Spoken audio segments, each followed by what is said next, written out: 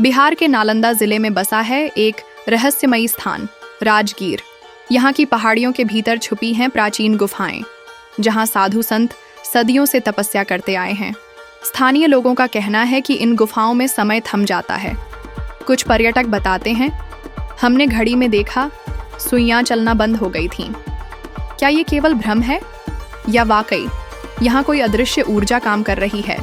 और सबसे बड़ा सवाल, क्यों इन गुफाओं में रात को जाना मना है? त्यांतरसेन तित्तय, एक साल जिसने भारत के सबसे बड़े ज्ञान केंद्र को खाक कर दिया। नालंदा विश्वविद्यालय, जहाँ देश विदेश से विद्यार्थी आते थे। कहते हैं यहाँ की लाइब्रेरी में इतनी किताबें थीं कि जब बख्तियार खिलजी ने आग लगाई तो वो 3 महीने तक जलती रही।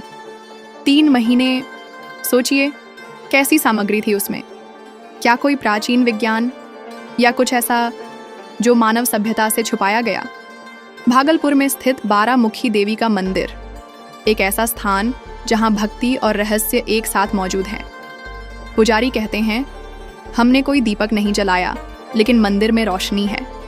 सीसीटीवी फुटेज तक में देखा गया कि रात में बिना किसी के दीपक अपने आप जल उठते हैं। क्या माँ स्वयं आती हैं या ये किसी और लोक की उपस्थिति का संकेत है?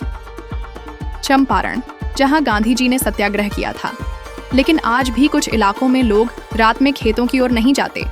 क्यों? क्योंकि वहां देखे जाते हैं सफेद साएं।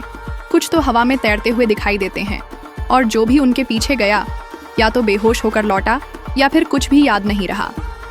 क्या ये आत्माएं हैं या फिर कोई अदृश्य दुनिया हमारे बहुत करीब है? बेगूसराय में एक पुराना किला है, टूटे हुए पत्थरों, बंद दरवाजों और सन्नाटे से भरा। माना जाता है कि इसके नीचे एक तहखाना है जहां राजा का खजाना छुपा है, लेकिन जो भी उस तहखाने की खोज में गया या तो लौट कर नहीं आया या लौटते ही पागल हो गया। कुछ लोगों ने सपनों में देखा सोने से भरे बक्से, लेकिन उसके पास खड़ी एक छाया। क्या ये खजाना है या श्राप?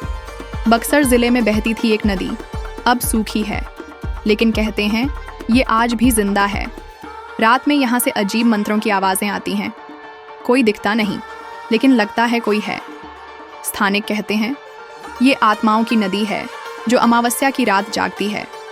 क्या ये सिर्फ लोक कथा है या फिर कोई आत्मा आज भी न्याय की प्रतीक्षा कर रही है? बिहार सिर्फ एक राज्य नहीं, एक जीवित रहस्य है। यहाँ इतिहास सिर्फ किताबों में नहीं, हर गली, हर दीवार और हर पेड़ में सांस लेता है। इन कहानियों को सुना जा सकता है अगर हम ध्यान से सुने, क्योंकि कुछ आवाज़ें कान से नहीं दिल से सुनी जाती हैं।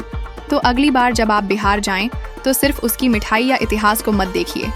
कभी किसी पुरानी गली में सन्नाटे को सुनिएगा, शायद कोई रहस्य आपको पुकार रहा हो।